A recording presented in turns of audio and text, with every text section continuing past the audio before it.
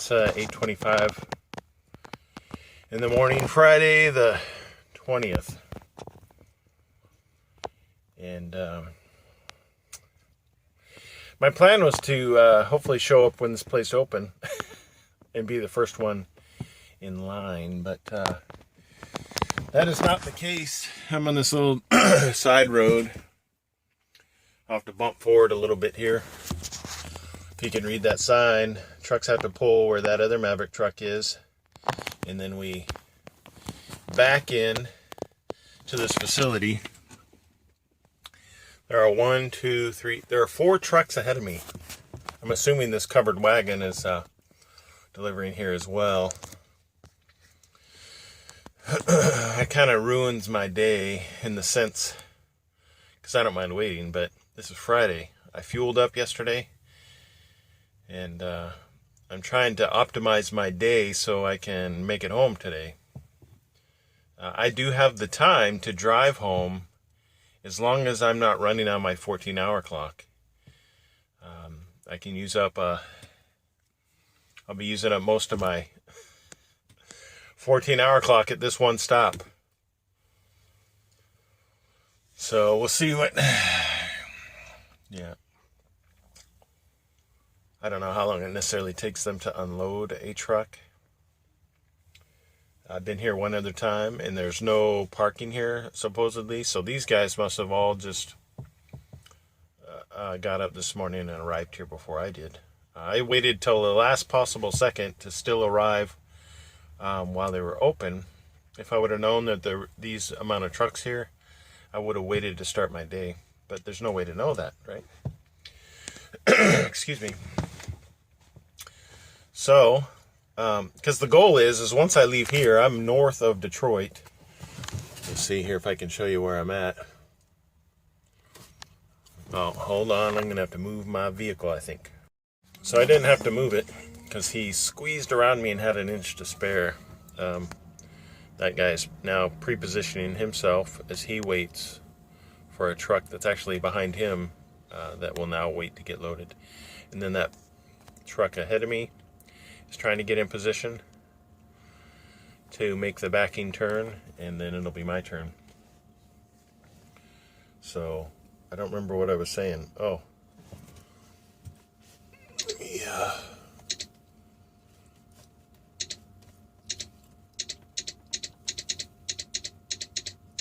I'm in Romeo, Michigan. So you can see I'm north of Detroit, way up in the motherland. Oops, sorry. So we shall see what I get next. Based on my 14-hour clock and my 11-hour clock, I have time to drive from this spot to St. Louis, or at least head in that direction and make it to St. Louis. If they give me a load that's going in that direction. If they dispatch me to head like towards Cleveland to pick something up and then head home, then I'll make it home tomorrow. If I run out of time, because I've only got 3 hours, really 2.5 hours to spare. Maybe a little bit more, because I have some of my 11-hour clock that I can spare as well. I might make it home, but with this kind of weight on my initial delivery, and no telling what kind of weight I might have on whatever I'm assigned to pick up next, I may be making it home tomorrow. Though I prepared and did everything within my power to maximize this day so I can make it home today. Wow, it took a long time for it to focus. When it's in this dual camera mode, it doesn't like to switch back and forth on what it's focusing on. And so I've got the GoPro set up. Yeah. And hopefully we'll capture this backing adventure that we have to go through to get here. That's it for now. We'll see what the day brings.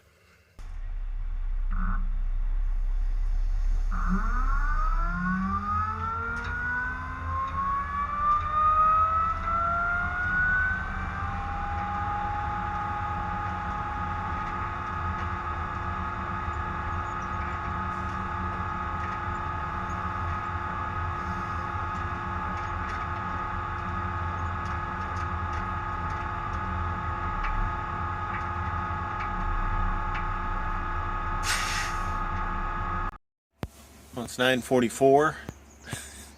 My 14-hour clock is almost caught up. Well, not almost. I've got a little over an hour and 20 minutes to go, and then they will be tied, and I don't like that. I'm backed into preload position or unload, and that truck behind me is hopefully will be unloaded completely soon, and then I can back up and he can unload me, forklift driver that is, and then I can hopefully get out of here. I know there's some Maverick trucks parked down the road here waiting for assignment, so I can only cross my fingers that I'll get it soon, because it really leaves me very limited wiggle room. And the thing is I heard one guy, he's going to someplace in Ohio, but that may not necessarily be a bad thing, because I had to go through Ohio to get here. Ohio's on the way home. It just depends on where in Ohio. Sorry, we have to go. Another truck. I have a lot of unloads today. So the saga continues. Will I make it home today? I don't know. I don't know.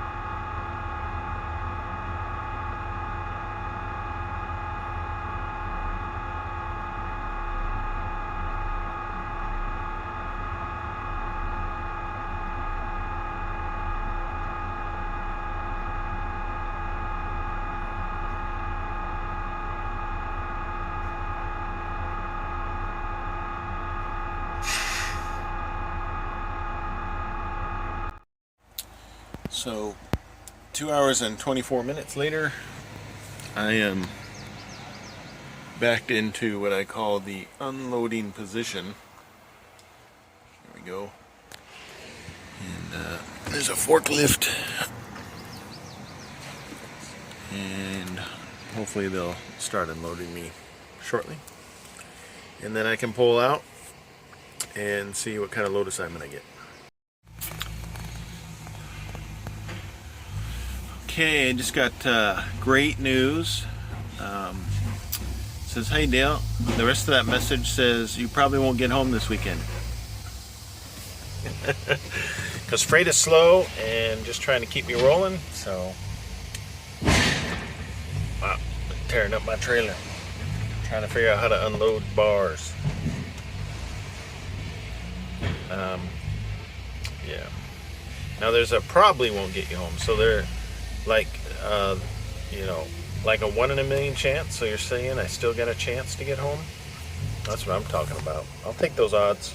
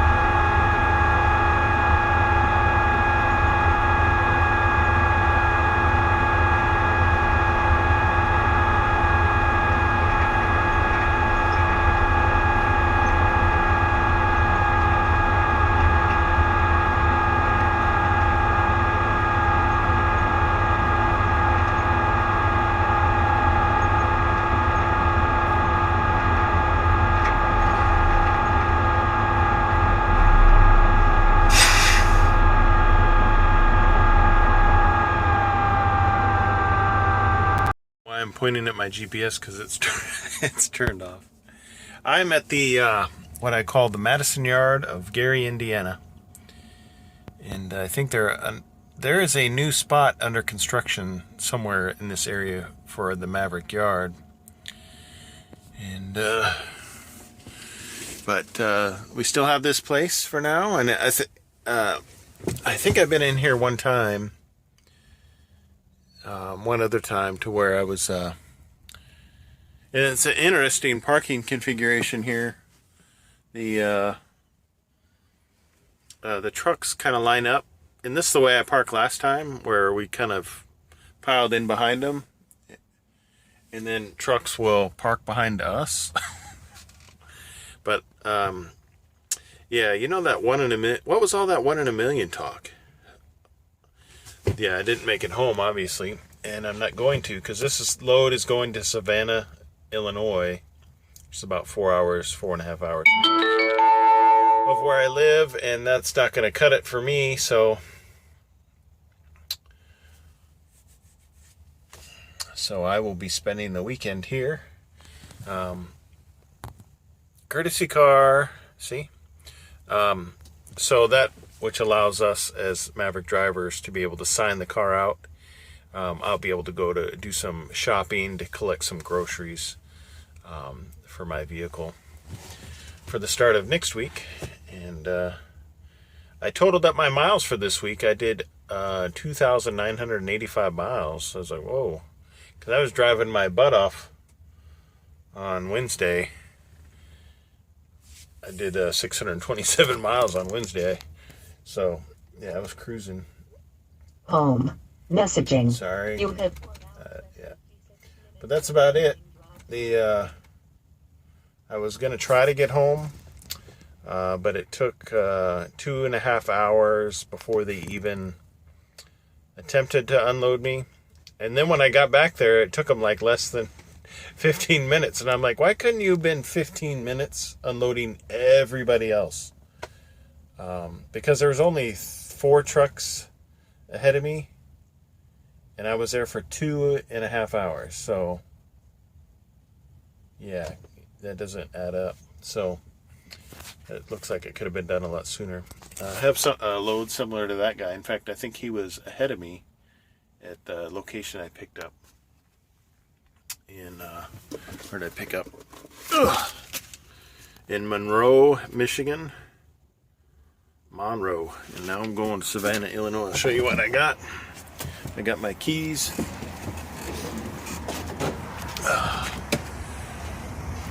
Even though this is like Gary, Indiana, so I lock my truck even when I'm in the yard. So I got a bulkhead.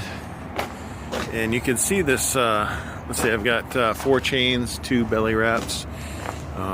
Everything's, all the binders have bungees hold them down, and we use edge protection against our steel to prevent the chains from marring them up. So you can kind of see this is, what, 1.5 inches, maybe 1.25 thick bar, and I got 5 packs of it. And it's got blocking, those little wooden blocks in between each bundle to hold them tight. So this strap here, when it's tightened down, it squeezes all those bundles together.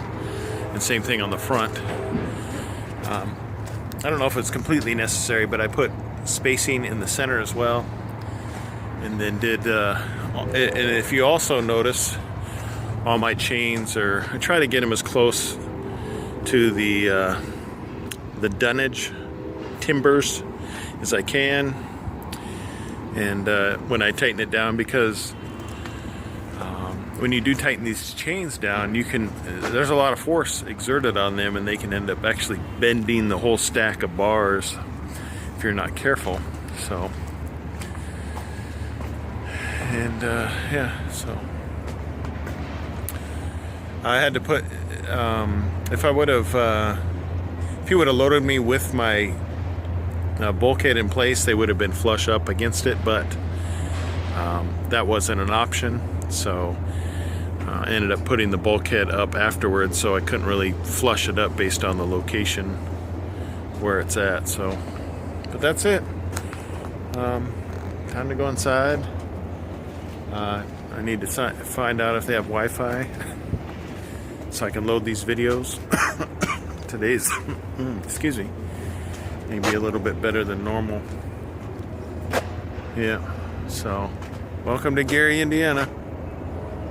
It's a place you really don't even want to visit.